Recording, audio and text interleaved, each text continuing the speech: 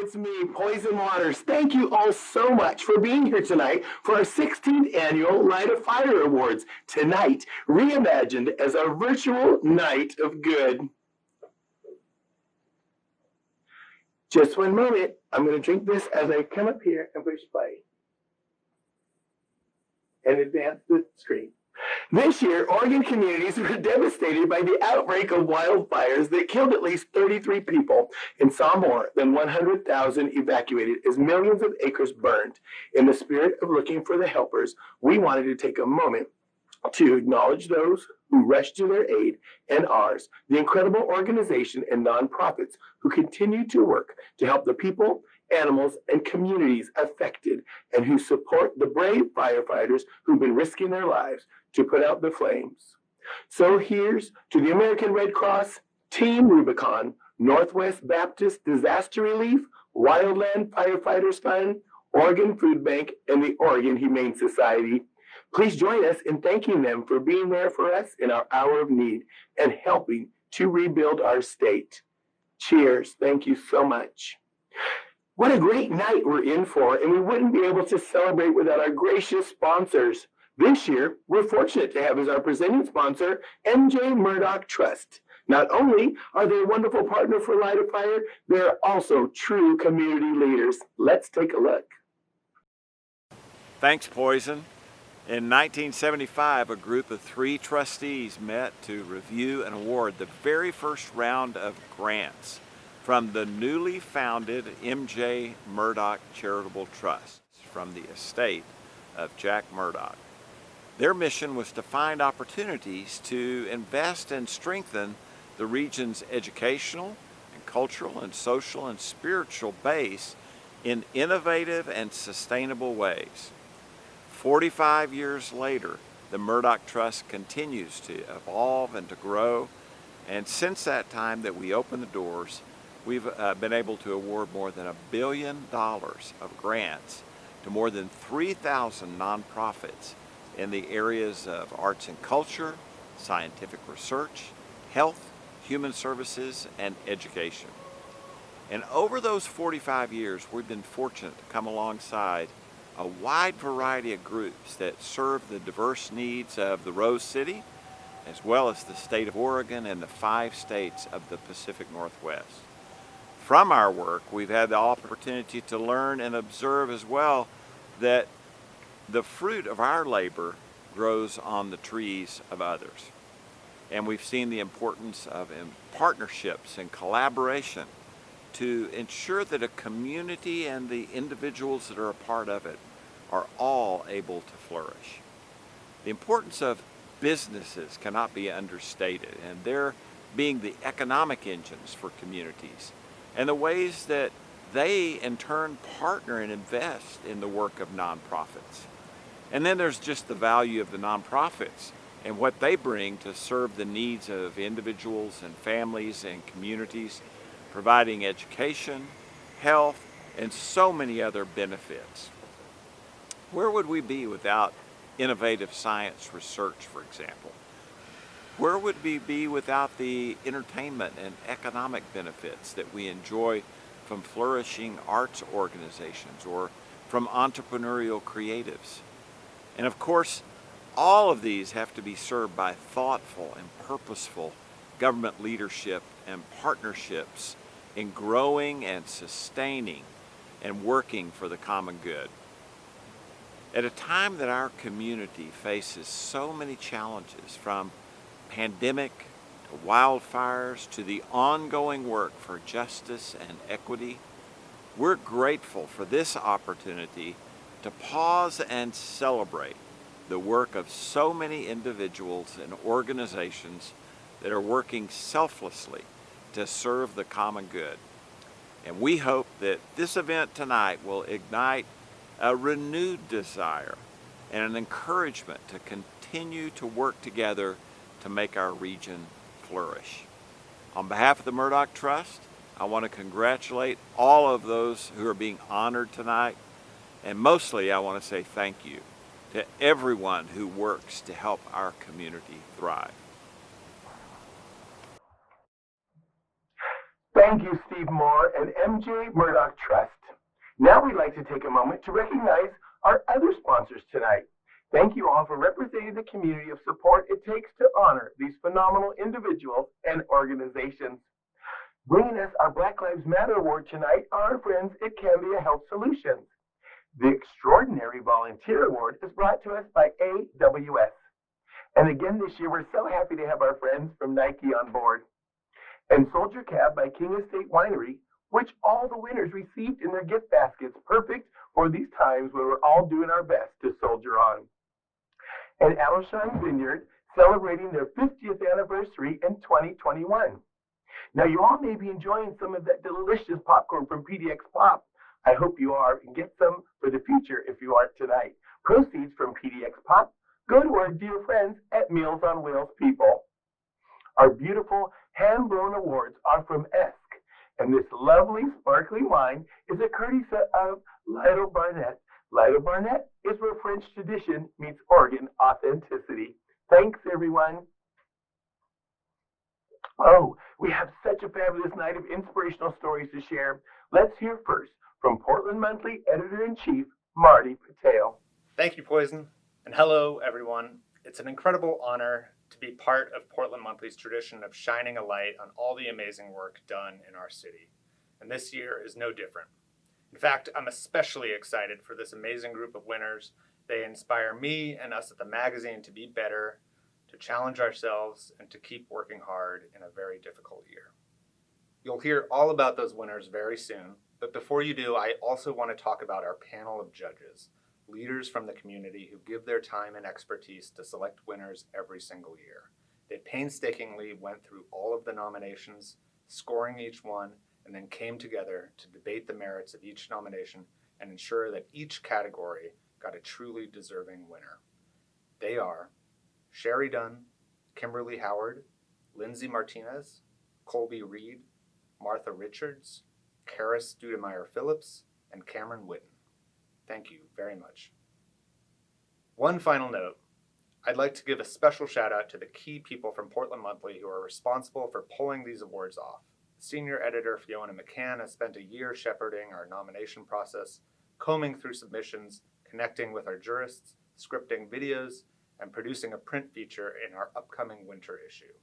And a special thank you to Julie Lee, Sarah King, and Tom Cook, part of the Light a Fire Dream Team that have worked very hard to get us to this place. And with that, back to you, Poison. Thanks, Marty. And yes, cheers to our Light a Fire Selection Committee. Without their time, good judgment, and generosity, we just couldn't do this. This evening, you'll hear all about the recipients of our organizational awards.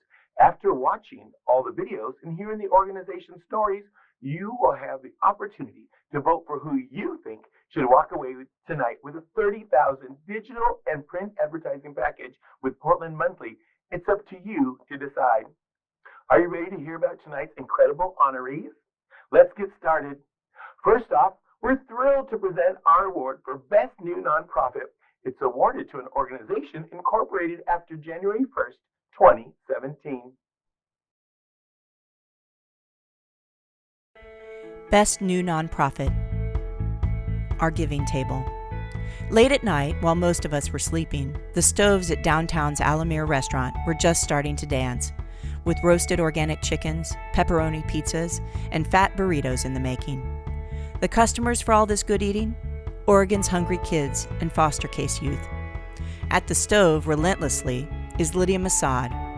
Since 2017, she's transformed her family's restaurant into an off-hours mission statement to cook nutritious and deliver mom-made meals for food-insecure kids in a state that has far too many of them. She calls it Our Giving Table. In 2014, Masad reached out to her friends who were teachers, asking how she might help hungry kids. 3 years later, Our Giving Table was an official nonprofit and a go-to source for 17 local schools with food-insecure kids. Another recipient, 6 branches of the state's Department of Health Services, which works with kids in foster care. By 2020, those late-night stoves fired up some 1,700 meals a week. My family is Lebanese, says Masad. Our lives revolve around food. Growing up, I never imagined kids without lunches. My parents taught us to care about your neighbor, to help each other, to feed each other. Food is just the springboard to a grander vision of community. As Masad sees it, giving also means mentorship and household goods. I just needed a box spring, says Shannon McGrath, a single mom who met Masad through her DHS caseworker. Lydia showed up, saw what we needed, and created a place to call home. Not just a mattress on the floor, couches, and matching furniture. She helped our whole community, women from domestic violence backgrounds. She's helped us feel independent, empowered. She's got her own description of this 51-year-old powerhouse who already has plans to set up giving tables all around the state. She's like an angel in the skies. Congratulations to Our Giving Table. Accepting the award tonight, Lydia Masad. Presented by Talanaka, Washington, Christine Whitaker of DHS and Foster Care.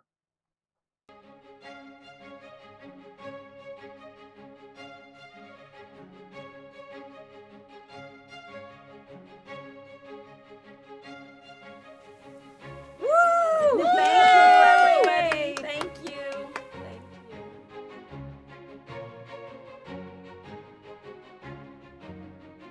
you. And now, our award for Young Leader is awarded to a person under 30 years of age working to make significant change in their community. Young Leader. Jordan Hurl.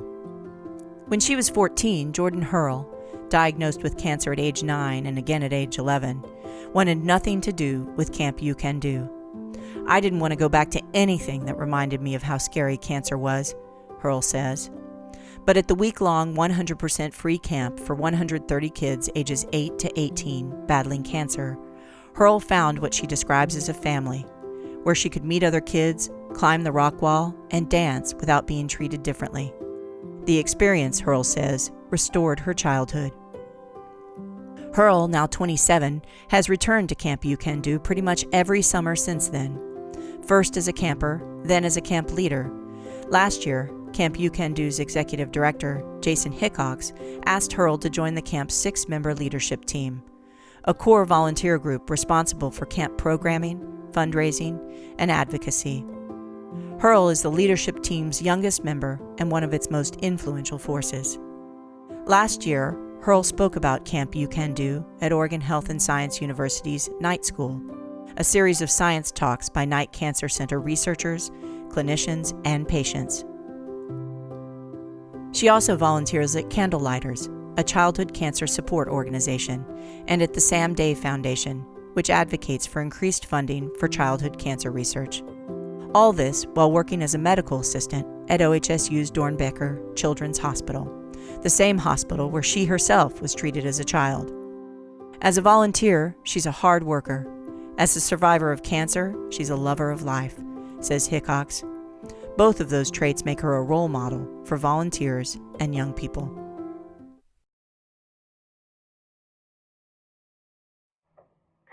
Congratulations, Jordan, presented by Jason Hickox and Kendra Gish at Camp You Can Do, presenting your award.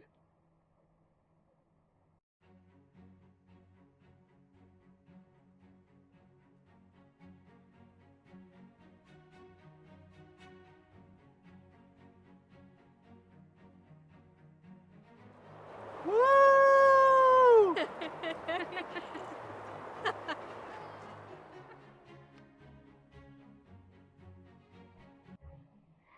The award for Most with the Least is awarded to an organization effecting significant change with minimal resources and fewer than 5 paid staff members. Most with the least. Gather, make, shelter. Picture this. An artist and a city worker are riding the same bus, and they strike up a conversation about a shirt the artist is wearing. It depicts intersecting circles with the words gather, make, shelter. The artist told the city worker about her involvement in a project designed to bring people experiencing houselessness, like her, and creative professionals together. It was the kind of connection that is at the very heart of the nonprofit that brought it about. Gather, Make, Shelter was created in 2017 by Dana Lynn Lewis, a visual artist based in Portland. The idea? Bring those experiencing houselessness together with members of the housed population, using art and creativity as the meeting point. From its partnership with advocacy group and newspaper publisher Street Roots, to a new Gather, Make, Shelter Academy, to launching a zine, to the garden design in 3 houseless villages, the group has done it all with only 1 full-time staff member and a handful of part-time staffers and volunteers. The most interesting thing we can do together is think about how to creatively solve problems. That's what art helps people do, says Lewis. More integrated arts experiences make for a more healthy human, and I feel that the more we can express and share our creativity, the healthier we're going to be as a planet. Congratulations to Gather, Make, Shelter. Accepting the award tonight is Taj, and it's being presented by Dana and guests Mark and Maddie and Fino.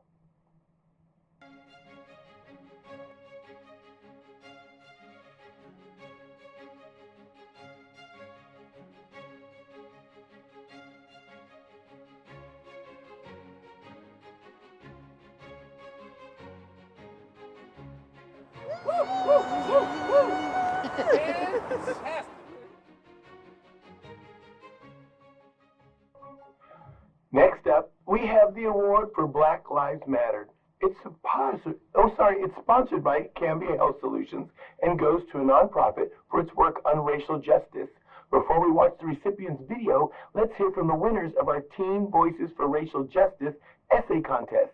But first, I'd like to give a big thank you to Dee Cruz from Cambia Health Solutions and also Tracy Rossi, the Executive Director of Friends of the Children, and Lavert Robertson, CEO of All Hands Raise, as they were all judges for the Teen Voices for Racial Justice essay contest alongside Portland Monthly editors.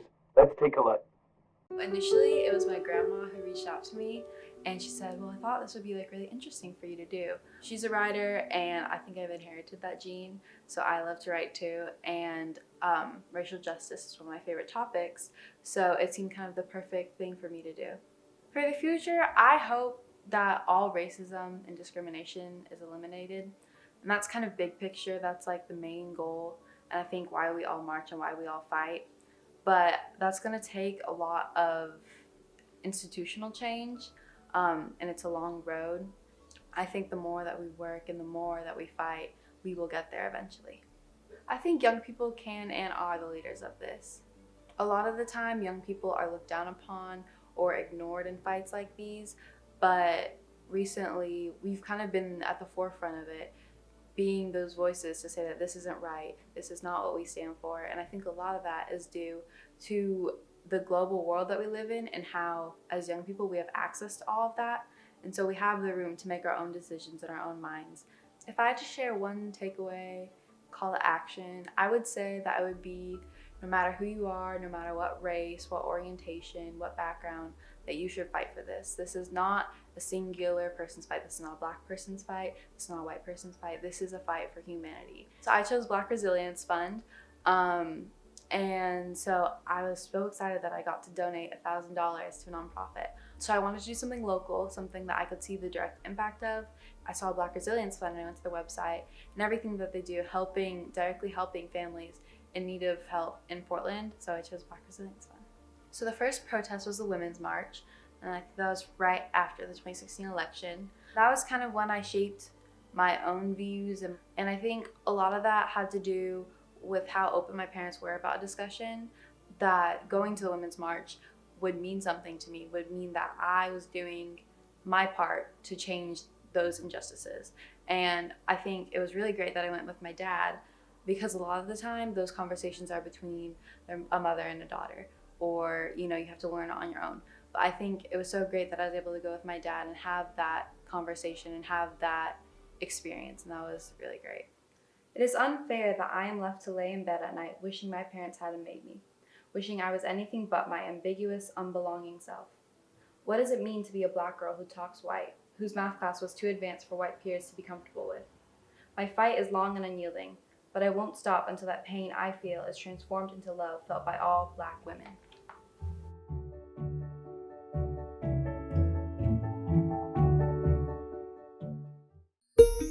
What drove me to submit an essay for the writing challenge was I have a lady that helps me with college stuff and work like that. And she was like, hey, you should sign up for this. I got down on my computer and was like, okay, let me type this out. In 2 days, I had my essay. I hope to see, people being able to be proud of who they are. Because a lot of Black people, they're told to tone it down or to stop being this, stop being that. You're too white, you're too Black, stuff like that. I want to see people actually become united and actually, be human beings, because at the core of everything, we're all still humans. I hope that I can feel safe raising my younger siblings. And seeing all this stuff happen on the news and somewhat, it's scary, because I'm even scared to take them to the park half the time. I want to be able to go meet my friends without feeling like one of us are gonna die or be heckled. I'm trying to be more like, this is gonna happen, because with all the change that we've seen in the last few months, it's like, wow. It's invigorating. It's very good to know that something's actually being done about everything, because instead of actually being scared, you just have to have that in the back of your mind, which is the worst thing ever. I feel like as young people, we're the ones that are gonna inherit all of the problems, the good and the bad. If we can't be mature enough to do our own thing, then by the time we get it, we're gonna make the world worse than it already is. Fight for what you think is right. Because even though it might be scary at first, or you might not know how to do it, there's always gonna be some way that you can go about things to make them better. I chose the Black Resilience Fund, and the way that I did that was I was thinking about my mom. I was talking to her about the different organizations that I should donate to. And the Black Resilience Fund is doing a lot for Black people that we haven't seen in a long time. They're giving to families like mine who are in need. It took a random friend that I've only known for about a year coming into my messages and being like, we should do a protest. We can get all of our friends. We can do something great. Turned out being 3 people. And so we just sat there with our signs, waving them at cars. We got a lot of honks. It was really nice. I remember the first time I heard of the Black Lives Matter movement, as if age 9 was just yesterday. I was with my Big Mama watching the news, back when I was too nervous to call her Big Mama around my group of overwhelmingly white peers. We were sitting on her black leather couch set she's had longer than I've been alive. I vividly remember the dead silence when I spoke, her look of disbelief when I professed my agreement to all lives matter. I was uncertain of myself at the time, too ignorant, maybe even too young to see the real message, disregarding the various racist encounters I endured, age aside, that I dismissed for the benefit of the doubt. The movement was never advocating supremacy, but real equality. Not that Black lives were the only ones that mattered, but that ours were most in danger. Black human beings being hunted like game while the spiteful monsters responsible walk free. Looking back, trying not to fault myself. More happy that it never stuck. And it gives me hope that others will grow more concerned with our irreplaceable livelihoods than their material goods.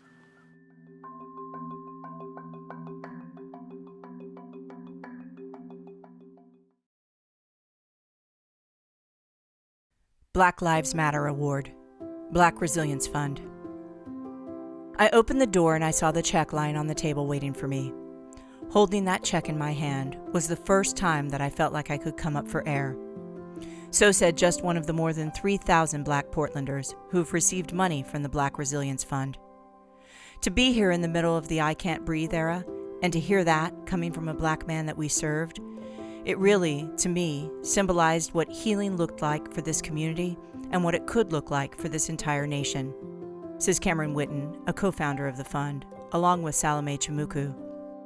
We aren't just saying Black Lives Matter, we are showing with action that Black lives and the needs of Black lives matter. The Black Resilience Fund began as a GoFundMe account and mutual aid network in June, in the wake of the murder of George Floyd by a police officer in Minneapolis. The goal? To raise $5,000 to help Black Portlanders with immediate needs like rent, food, utility bills. Within 3 months, the fund had raised more than $1.7 million from some 16,000 donors and distributed over $977,000, as well as mutual aid services and supplies like mattresses, appliances, yard work, and 2,400 boxes of food. Says Whitten, we are more than just a financial emergency fund. We are a catalyst for healing. We're a catalyst for resilience, and we're a catalyst for long-term community change. Congratulations to Black Resilience Fund. Our 2 teen essay winners each got to choose one organization to donate $1,000 to. And guess what? They both chose Black Resilience Fund.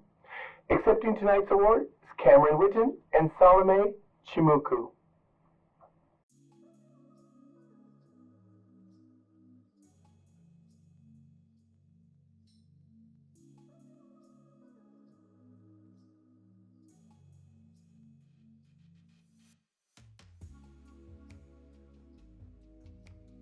That wasn't loud enough. Do that again.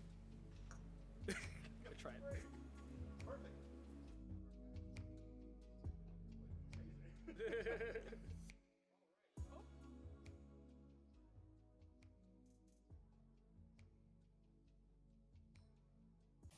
Up next is our award for Extraordinary Volunteer, which is sponsored by our friends at AWS and is awarded to a person whose volunteer time and services spur noteworthy change in the nonprofit community. Let's take a look. Extraordinary Volunteer, Margaret Ann Jones. Margaret Ann Jones may be 71 years old, but she still can't stop giving. It's what feeds me, she says. It lifts my spirits healing others. Growing up the daughter of a Pentecostal pastor, Jones learned from an early age the importance of helping others. Our home was always open to whoever, she says. That open-door philosophy was something she implemented in her professional life, as a nurse's aide, a psychiatric technician working in foster care. And outside of work, she's pretty much constantly creating connections and raising awareness. Deep Breath, in the early 2000s, she started the support group Women of All Color to help women of every ethnicity feel heard and understood. She sits on the planning committee for the Portland Women's March, organizes events for the Gay and Lesbian Archives of the Pacific Northwest, and is currently organizing to form a chapter of the National Organization for Black Lesbians on Aging here in Portland. I wanted to find people like me, she says. She has enormous personal warmth, always helping somebody make some connections or get some perspective, says Robin Will, president of Gay and Lesbian Archives of the Pacific Northwest. She is always looking out for people of color and bringing that voice in if she feels like we're overlooking it. And she's not done yet, not by a long shot. One of my philosophies, she says simply, is the more you give away or the more you do, the more comes back to you. Congratulations to Margaret Ann Jones, and the award is presented by Max Mikosi.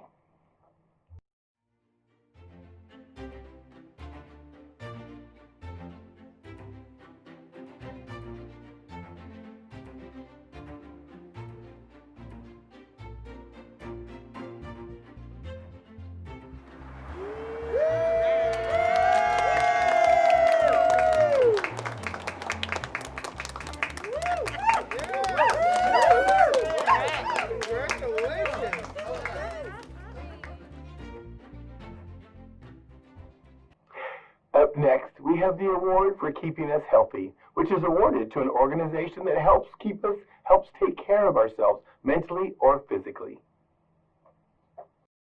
Keeping us healthy, Growing Gardens. It was 2018 and Rashae Burns was having health problems.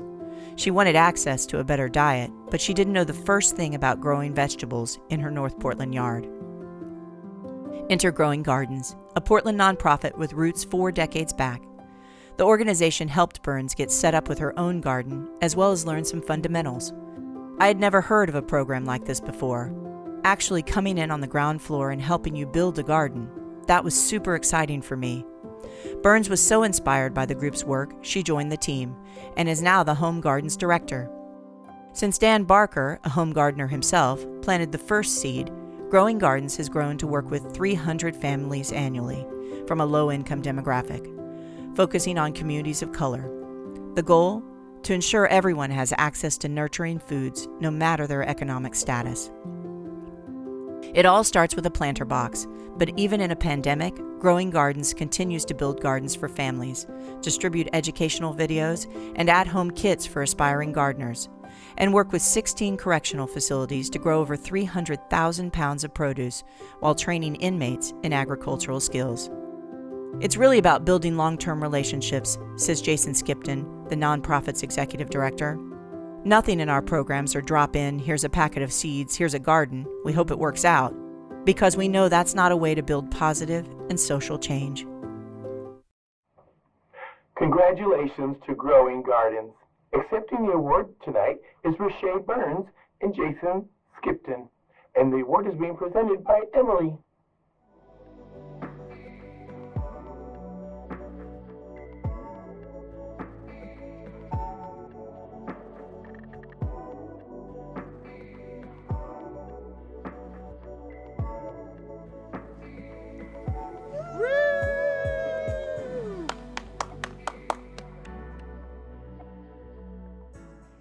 That brings us to Caring for the Planet, awarded to an organization working in the fields of sustainability, conservation, and natural resources protection.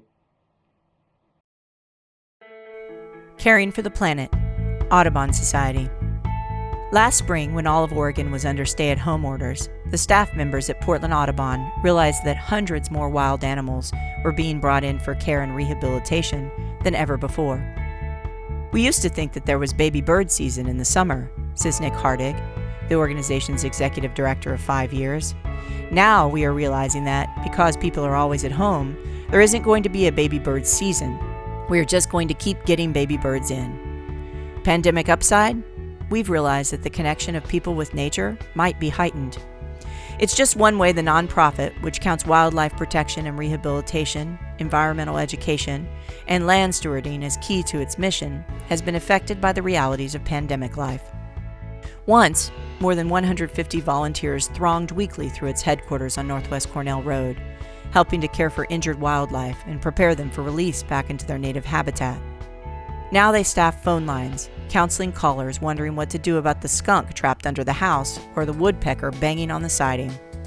And yet, somewhat miraculously, says Wildlife Care Center manager Stephanie Herman, the organization is on par to release about the same number of animals back into the wild as they did in 2019. Meanwhile, advocacy continues on environmental issues of local, state, and national importance. From threats to the Elliott State Forest to working on the city's updated tree code and bird-safe window requirements for developers. Moving forward, Hardig says, Portland Audubon will continue a years-long focus on programs and partnerships that center on racial equity and inclusivity. Because if we don't all join together, he says, the environmental movement will not survive. Congratulations to our friends at Portland Audubon Society. Accepting the award tonight, Steph Herman, which is being presented by Nick Hardig.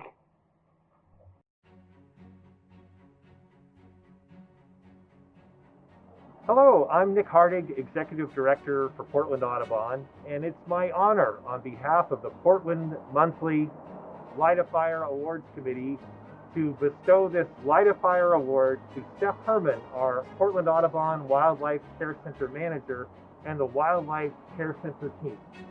Thanks so much. We really appreciate it. It's been a long and busy summer under really challenging circumstances, but we're grateful to be here and to have cared for more than 4,500 animals this year alone.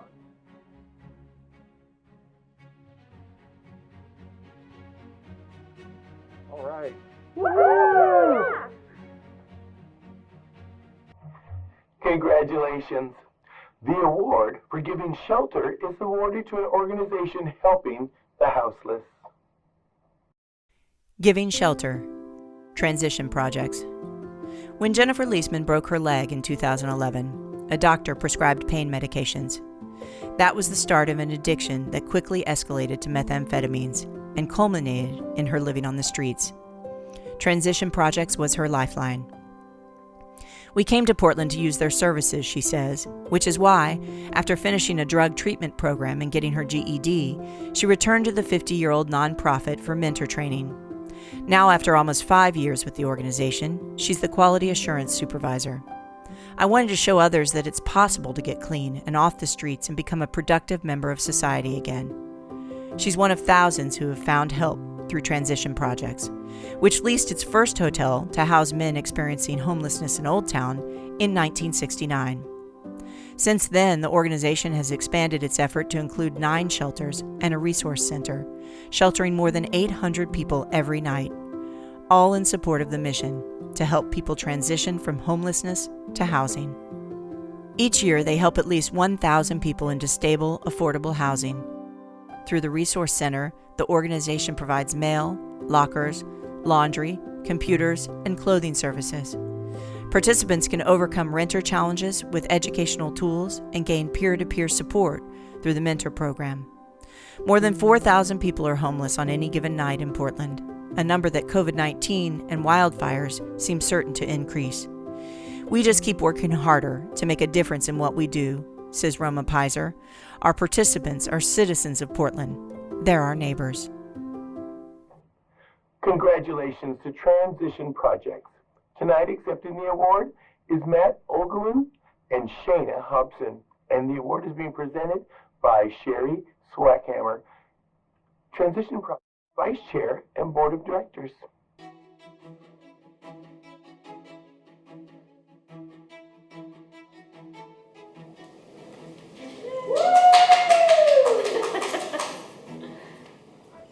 Up next is the award for Extraordinary Executive Director. This is awarded to a Chief Executive Officer of a nonprofit whose work transforms their organization and the larger community.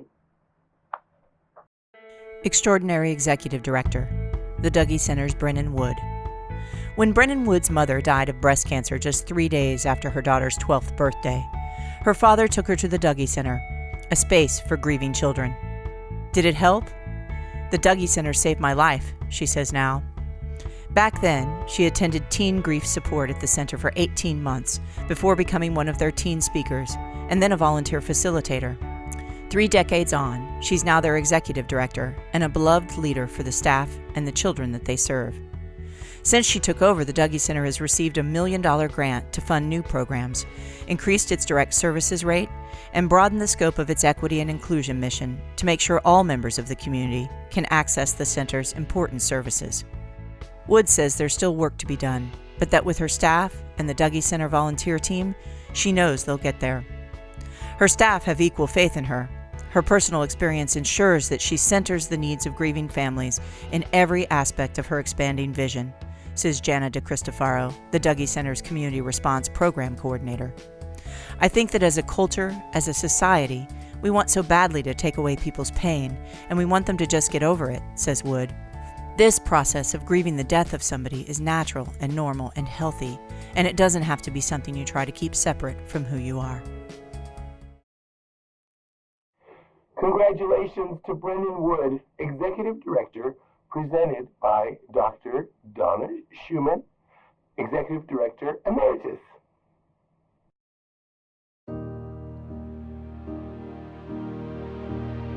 Brennan, it's my privilege and honor to be the person who gets to light the award that you have received as Extraordinary Executive Director.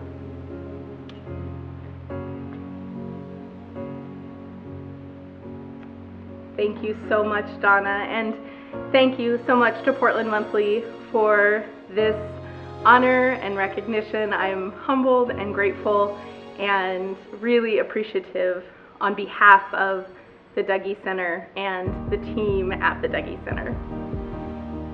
Congratulations. And now this brings us to the Marie Equi Award. It's being presented to a nonprofit making lives better for the LGBTQIA2S+ community. Marie Equi Award, Basic Rights Oregon. One of the most amazing things is what people say to me when they find out I work at Basic Rights Oregon, says the nonprofit's executive director, Nancy Hawk, who started volunteering with them in 2007. Another mom at preschool came up to me and said, "You work at Basic Rights Oregon. Thank you for making my life possible." And I just started weeping. Marriage equality, inclusive DMV gender markers, workplace discrimination protections. Basic Rights Oregon has helped log some significant policy victories for LGBTQ+ Oregonians in its 24-year history. And during COVID-19, the advocacy nonprofit's operations have expanded beyond the legislature. Town hall meetings, once held annually with Oregon lawmakers, have become weekly digital events featuring local entertainers, organizers, and business people who discuss the effects of the pandemic on queer and trans Oregonians and provide virtual counsel to our most vulnerable community members. In 1913, Marie Equi, the radical queer doctor who homesteaded on the Columbia River and for whom this award is named, told the Oregonian, "It was beyond the imagination that a professional woman of some money and high standing in the community could get out and work for her unfortunate sisters and brothers." Basic Rights Oregon, in its mission to tangibly improve the lives of LGBTQ+ Oregonians, pushes that imagination further every day. Congratulations to our friends at Basic Rights Oregon, accepting the award tonight, Nancy Hawk, presented by Margot Martin. All right, let's do this. Okay.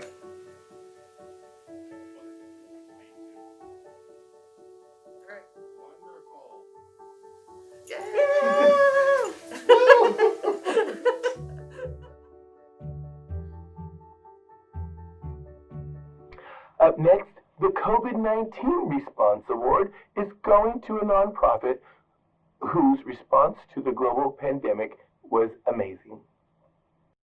COVID-19 Response, the Contingent. A contingent is a group of people trained for action, but it's also the plan when the previous plan doesn't work. The contingent's executive director, Ben Sand, explains why the organization's name is particularly apt for this moment. Part of what we are really good at is stepping into vexing situations and seeking to provide a new twist on the response. This has always been the mantra of the 12-year-old venture nonprofit devoted to investing in the state's many nonprofit startups. Founded in 2008 as the Portland Leadership Foundation, the group does everything from connecting future leaders to a network of paid internships to helping to administer the state's foster care program. Within days of COVID-19's official arrival in Oregon in late winter, there was a new cry for help. The DHS was saying, "We have these families that have emergency needs. They need groceries and diapers. Can you guys help?" says Sand. So the contingent created a brand new response system that became My Neighbor, a decentralized emergency effort that would allow the group to respond to DHS's requests. By July, My Neighbor had helped thousands of Oregon families with COVID-related needs. This fall, the contingent also helped administer $62 million in CARES Act funds specifically to Black individuals, businesses, and organizations affected by the pandemic. The program received more than 10,000 applications in just 8 days, a testament to the deep need in Oregon's hard-hit Black community. If a neighbor has a need, someone needs to be able to learn of that need and meet it, says Sand, a role that the contingent was ready for. The helpers were already there. What we found was this unbelievable generosity from Oregonians, people stepping up in the thousands. Congratulations to the contingent. Accepting the award is Ben Sand, presented by Hosherman Brown with Brooke Gray, Jessica Rivera, Rachel Van Klompenberg, and Christian Kahn.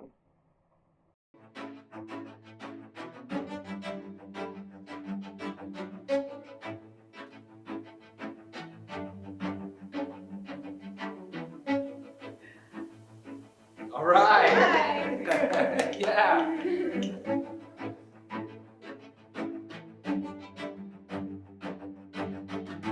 The award for extraordinary, here I come again, I got this, don't worry, they taught me how to do it. The award for extraordinary nonprofit is, congratulations to Self Enhancement Inc., otherwise known as SEI. Extraordinary Nonprofit, SEI. New to protesting for racial justice, SEI has been doing it for almost 40 years. When we show up for a kid, we're usually standing up for them in a way that no one else has ever done for them before, says Libra Ford, the nonprofit's chief operation officer. We sit at a political table asking for funding for these children and for our programming. That has been our protest. This North Portland mainstay sprang 39 years ago from a one-week baseball camp created by founder Tony Hobson. Now, Self Enhancement Inc. works with schools, families, and partner organizations year-round to provide support for students and their families in academia and beyond. Through in-school, after-school, and summer programs, the agency impacted more than 16,000 students and families in 2019 alone. Then came COVID-19. SEI's food pantry operation upped from once a week to every day. Staff were trained to work with kids on screen, and the nonprofit's vans have been repurposed to function as traveling schools for one-on-one tutoring. We're the support system for students that we serve, says Ford. Marte Brown was one of those students, starting with SEI in second grade and staying in its programs all the way through high school. It gave me everything, says Brown, who went on to become a behavioral educator and is returning to school next year with the view to becoming a teacher. SEI made me a teacher, he says. I really hope that I'm making them proud. Accepting the award tonight, Libra Ford, presented by Tom Cook.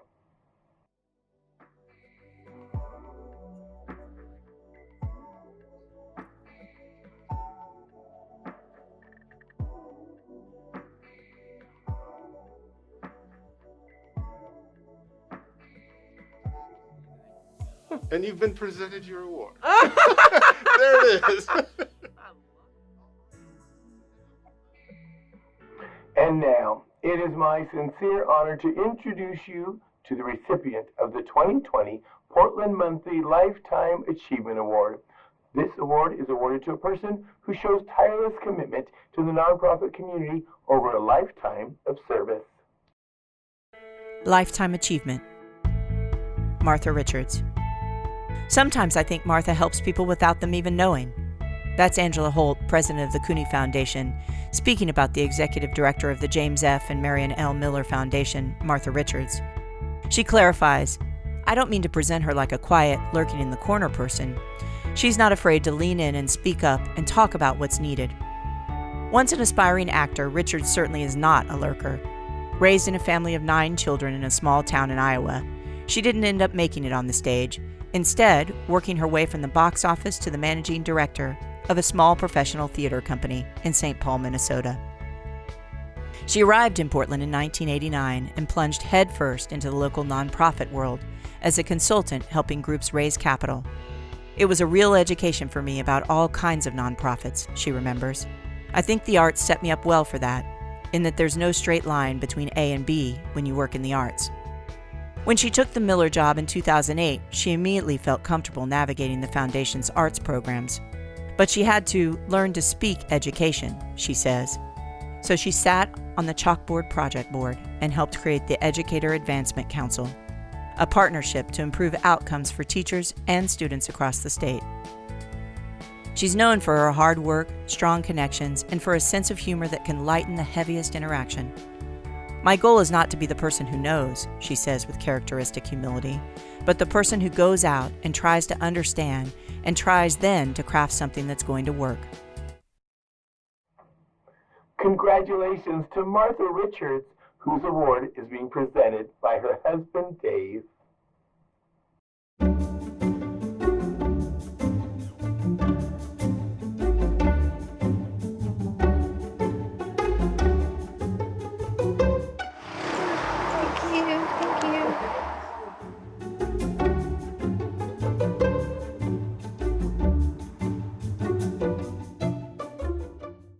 I'd like to wish a heartfelt congratulations to all of tonight's Light a Fire honorees. I'd like to give a shout out to the Portland Monthly staff, whose tireless dedication to both the Light a Fire feature in print and online and making this evening possible, and to the awarded nonprofit making outstanding contributions to the community. Each of us tuning in tonight to hear these important stories, which we hope will inspire you. And coming in again, sometimes this thing just wants me real close. And I think you guys want me real close. Here I come back. Which you hope will inspire you all to keep giving back in your own way. Okay, it's time for the big reveal. I'm proud to present a 30,000 print and digital advertising campaign with Portland Monthly to Black Resilience Fund.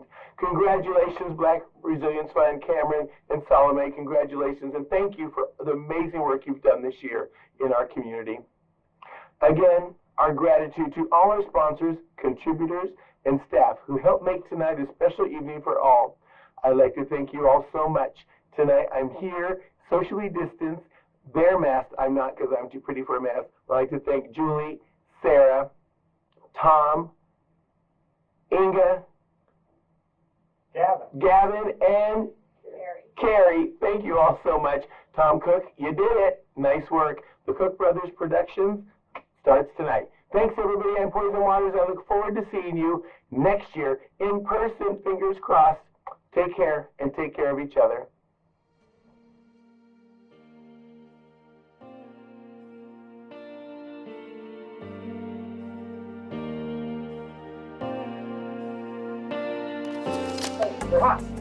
Oh my gosh, wow, you all are still here. I just wanted to give the beautiful faces to the names that I thanked earlier. Please welcome, we're going to parade and on, because we got to do socially distance. Here comes Sarah King. Thank you, Sarah, for all the fabulous work you do. We love and appreciate you. And here's Julie Lee. Thank you, Julie. Oh my gosh, look how precious she is. And my brother from another mother, it's Tom Cook of Tom Cook. Can I call it Tom Cook Productions, the Cook Brothers? Yes. Thank you, Tom. Thanks, everybody. Have a great night. And remember, keep giving in the own special way that you're able to in our community. Thank you so much. Because I like to use it.